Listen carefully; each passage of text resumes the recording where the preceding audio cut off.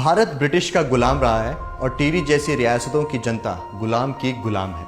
25 जुलाई सन 1944 का वो दिन था जिस दिन भारत ने और खासकर उत्तराखंड ने एक वीर सैनिक को खोया था, जिनकी कमी हमेशा खलती रहेगी। वो नाम है श्रीदेव सुमन, जिन्होंने छोटी सी उम्र में बहुत कुछ हासिल कर लिया था। 24 साल की उम्र में वो लेखक, कवि और प्रतिभाओं से भरे हुए समाज सेवी भी थे।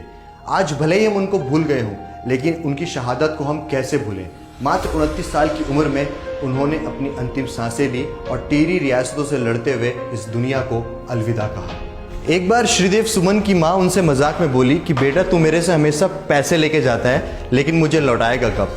तो श्रीदेव सुमन जी ने कहा, माँ तेरे तो 2 और बेटे हैं, वो तुझे कमा के ला के देंगे, तू मुझे उनके लिए बख्श दे जिनका कोई बेटा नहीं। श्रीदेव सुमन को छोटी सी उम्र में बहुत बड़ी जिम्मेदारियां दी गई थी। वो भारत देश की आज़ादी के लिए अपने कार्यकर्ताओं के साथ लगे हुए थे और इसी बीच उनके मन में ख्याल आया कि भारत तो आज़ाद होगा, लेकिन क्या भारतीय आज़ाद हो पाएंगे?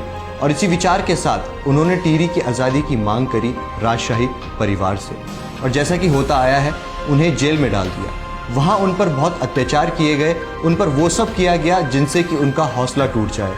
लेकिन पहाड़ से हैं जनाब, कुछ भी हो जाए लेकिन अपने इरादों से टस से मस नहीं होते। जेल में रहते हुए जब उनकी लोकतांत्रिक मांगें पूरी नहीं हुई तो उन्हें लगा अब कुछ अलग करना है, और 3 मई सन 1944 को उन्होंने उस ऐतिहासिक अनशन का आरंभ किया जो त्याग और बलिदान के इतिहास के पन्नों में दर्ज हो चुका है। अनशन के दौरान उन पर कई बार अत्याचार हुए, खाना खिलाने की कोशिश की गई और उनकी बीमारी की अफवाहें भी फैलाई गई। लेकिन 84 दिन भूखा प्यासा रहने के बाद और अत्याचार सहने के बाद 25 जुलाई को उन्होंने अपनी अंतिम सांसें ली। श्रीदेव सुमन गढ़वाल का गौरव है, जिन्हें आज हम शायद भूलते जा रहे हैं। मात्र 29 साल की उम्र में 84 दिन भूखा प्यासा रहने के बाद जो शहादत उन्होंने जेल में हासिल करी, वो तब दोबारा दोहराई जाएगी जब किसी महान आदमी के आदर्श और बलिदान की गाथा सुनाई जाएगी। आज उनकी पुण्यतिथि पर मैं अखिल जोशी और मेरी पूरी टीम उनको हाथ जोड़कर नमन करती है।